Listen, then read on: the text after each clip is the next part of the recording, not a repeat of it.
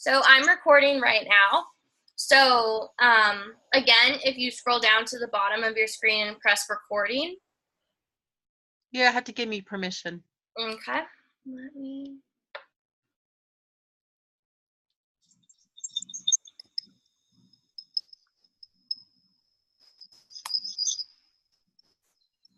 All right, you guys should have permission now. Okay. Okay, I believe this is recording. Yep. And I'm recording it. So I have to do, I'm the observer again, so I have to do another paper. So I'll be the one to submit this one because I'll just attach the paper to it. Okay, that sounds great. Okay. So Laura, how do you want to proceed? Well, you said you'd like to start out, so you can go ahead. I'm willing to have you start out this time, and we'll just do our little play acting. Okay, well, I represent Mrs. Williams, and as you know, she suffered some very serious damage to her person, as well as her car was destroyed. The damage was caused by your client. It was his fault. It's due to his negligence. So she seeks compensation for the damages, the pain and suffering, as well as the damages related to her car.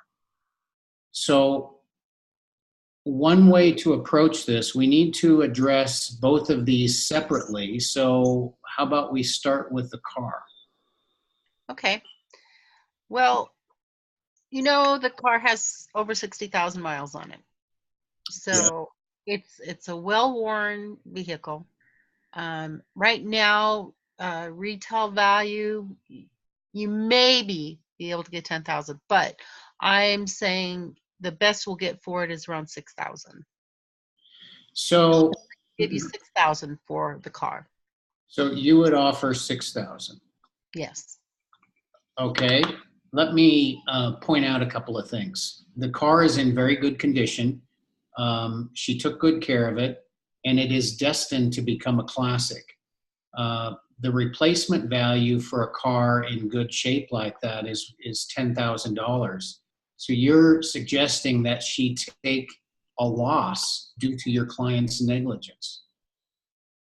How can I explain that to her? Well,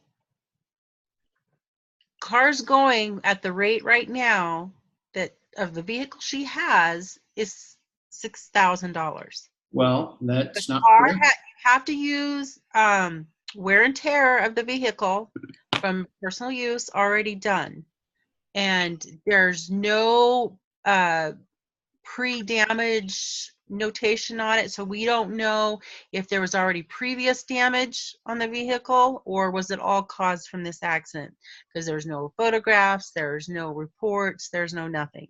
So what I'm saying is the value that we could give for that car right now is really ample of $6,000. Well, you said the range was 6 to 10, correct? Yes, that would be So with no why mileage. so why should she take the low end of the range? Well, because it's 60,000 miles on the vehicle. But it's destined to become a classic, and she takes good care of it. She likes the car. But you know, we could say that about all vehicles. Well, yes, we could, but all vehicles aren't damaged by your client. Your client was negligent. So why should she suffer the loss? She's not suffering when we offer her, maybe I'd be willing to go 6,500, but we're absolutely not going to go any farther than that. So what about towing expenses, and what about the fact that she had to have a rental car for a month? Those are legitimate transportation costs that would factor into this as well. Well, the thing about it is we haven't got no receipts of any towing costs. As far as I know, we took care of all of that because we had to tow the vehicle from the accident scene. We have the photographs, and she chose her tow company without us giving her authorization for it. So we're willing to pay towing costs that offsets what our tow company would have cost. So what would be your total offer then for that aspect? $150. $150 towing. What about the fact that she had a rental car for 30 days? We're going to have to see in court for that one. Oh, that's fine. So your total offer then is, I want to make sure I've got this right. Was it 6,000 or 6,500? $6,500 for the car. 6,500 for the car and 150 for towing.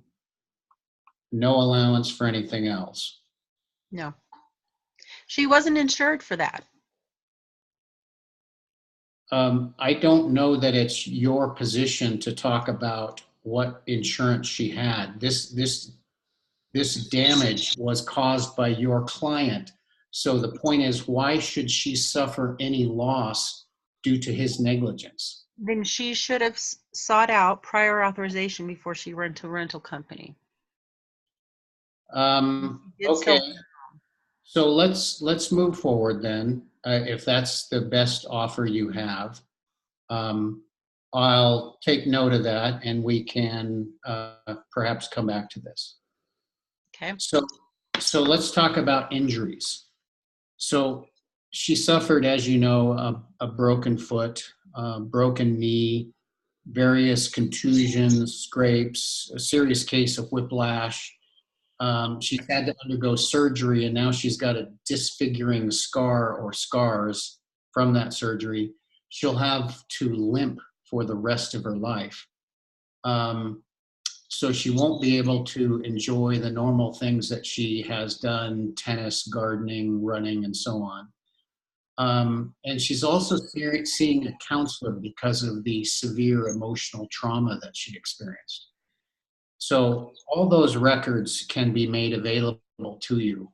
Her medical bills to date are $10,000. She and her doctor believe that there are probably a further $100,000 in medical bills to go. That includes counseling, physical therapy, medications, and further surgeries. She has lost 6 months of wages. She makes $10,000 per month, so 6 months is $60,000. She's also had to hire a housekeeper to take care of things at home. And the standard approach, as you know, in these kinds of court cases, what's typically allowed by juries are medical costs plus lost wages multiplied by 3. That's the common factor that's used. So her current medical costs are $10,000. Future medical costs, including all those things I mentioned, are estimated at $100,000. Her lost wages are $60,000. So all that totals $170,000 multiplied by 3 to compensate for pain and suffering is $510,000. So that's what she would expect from a settlement. You are totally inflating this whole amount. And I went to my company, and the only thing we're allowed to pay and even authorized to pay is no more than $45,000. That is more than ample, paying for existing medical costs that she's already completed right now, and then any future medical costs, plus her lost wages. Because otherwise, we're going to see in court to see what else she can do for employment, because she doesn't utilize her foot for her employment. So there should be no reason why she's not able for her to do her job with employment. That's an extraordinary claim to say that she doesn't deserve pain and suffering. It's not about that she doesn't deserve pain and suffering. We're offering $45,000. That other 70 that you 510. 510, that's highly inflated, and we'll see you in court for that. That's a standard approach used in almost all these types of litigation cases. Well, approach doesn't mean that's what you're going to get. That's true. That's true. Could be more than that. It depends on the jury. It could be. So But that's highly inflated. well, it's just taking the actual numbers and applying a formula. It's a standard approach. It's not inflated. Look, she'll never get that. Okay, so your offer is in this area regarding her injuries and so on is how much? 45,000. 45,000. And that's firm. You have no room to negotiate further. No room whatsoever. Okay. That And more than amply. In fact, you know what? I'll do her a favor because she did have some pain and suffering with this, and I hate to see her vehicle all ruined and whatnot. They're never the same. I'll tell you what, we'll give her 8,000 for her vehicle and 45,000 for medical.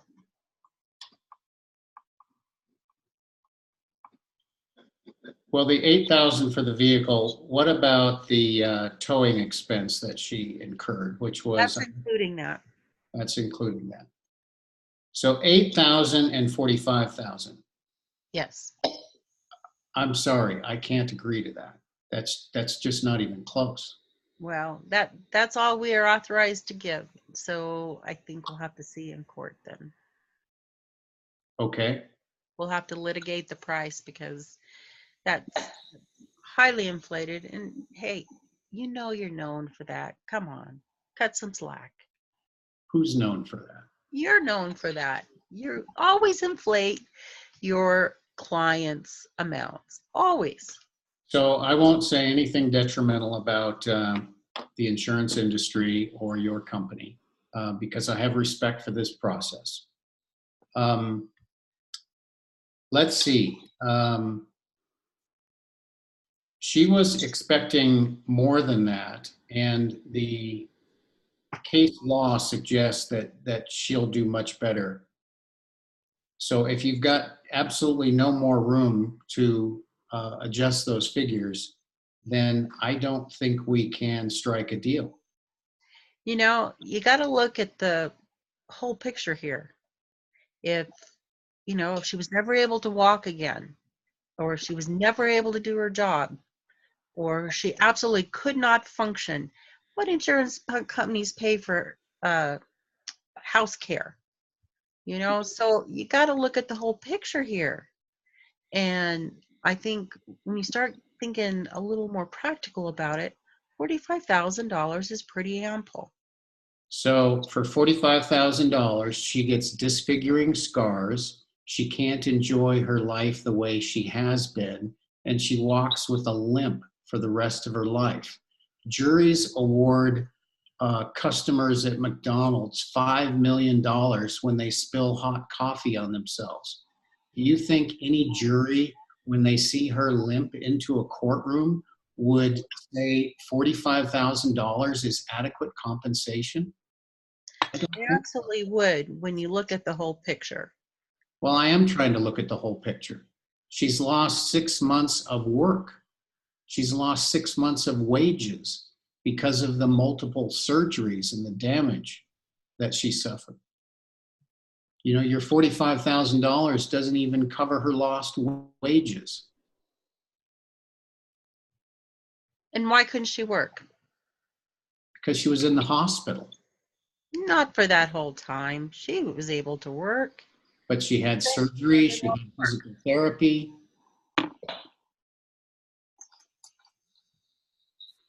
I'm sorry, we just can't go any higher than 45,000. Um,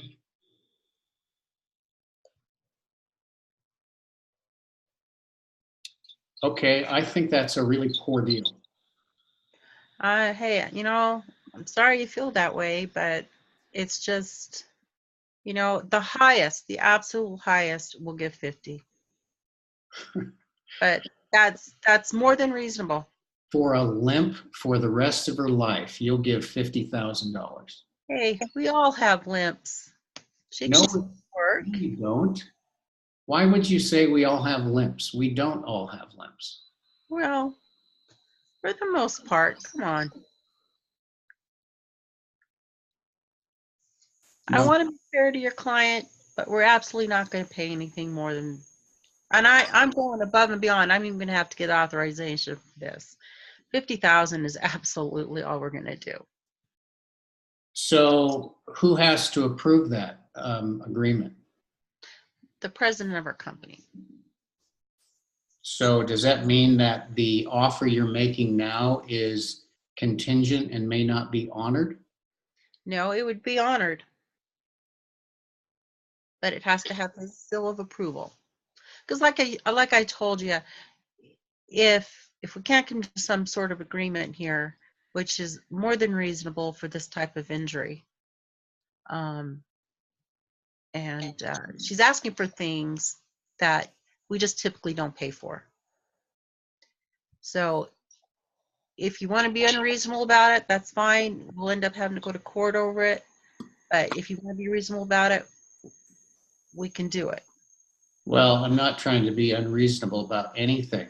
I'm just merely pointing out that she had losses, she had expenses, and they were all a result of the negligence of your client. Well, that still needs to be yet determined. No, that's not in dispute. In accordance with the instructions for this negotiation, that is not in dispute. So I hesitate to suggest that you're making up facts, but that's just simply not true. Hey, we said he had a part of it. He was negligent. He caused this damage. He destroyed her car. He destroyed her leg. She'll walk with a limp for the rest of her life. Look, she had a few broken bones. Had surgeries on it. We get that, and we're sorry for her damages that she feels like she has.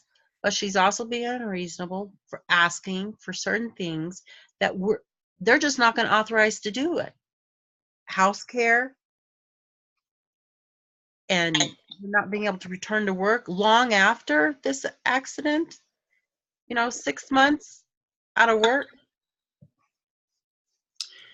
Okay, so let's bring this to a close. For the purpose of this negotiation and for the purpose of this exercise, I will accept your $8,000 for the car and your $50,000 offer for the medical expenses, etc. If this were an actual case, I would not accept that at all. Yeah, but you know what? You'd never get it. Um, I know because I've been in an accident. Well, I'm not so sure about that. I think your experience is different from mine and that of many others.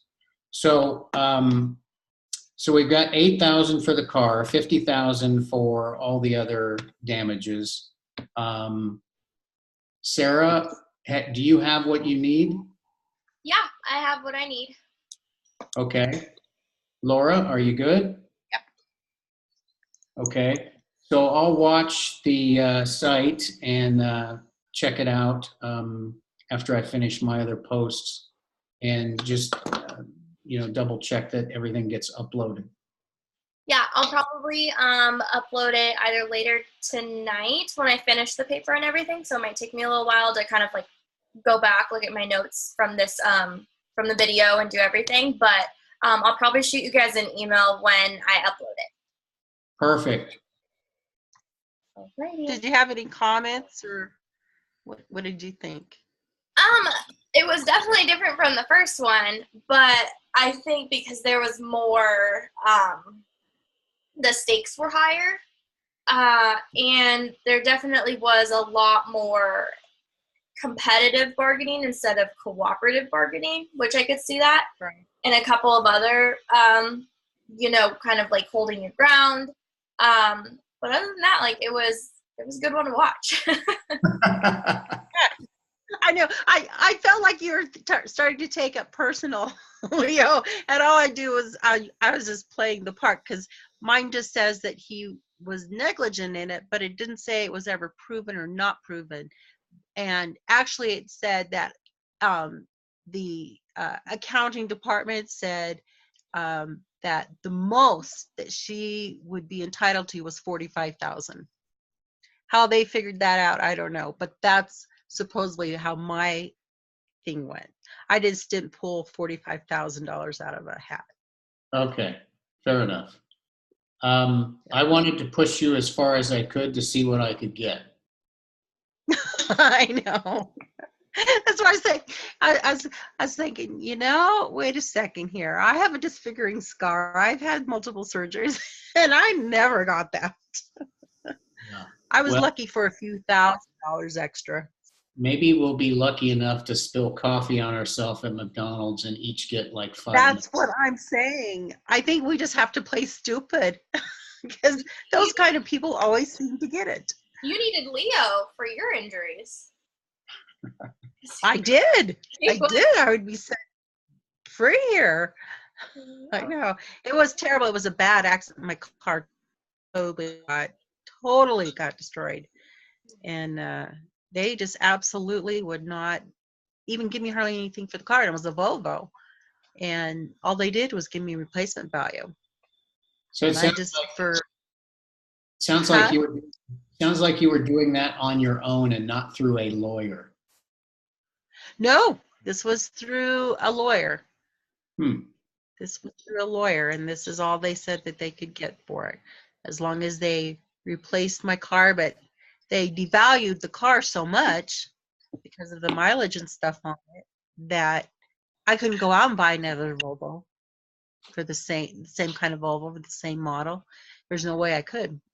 But yeah, the only thing they were good about was they paid all my medical, but they didn't give me, like I said, they gave me $2,000 extra for any future medical problems. Okay. This is not fair. Well, I'm going to see if I can remember how to save this file. And Sarah, I know you have the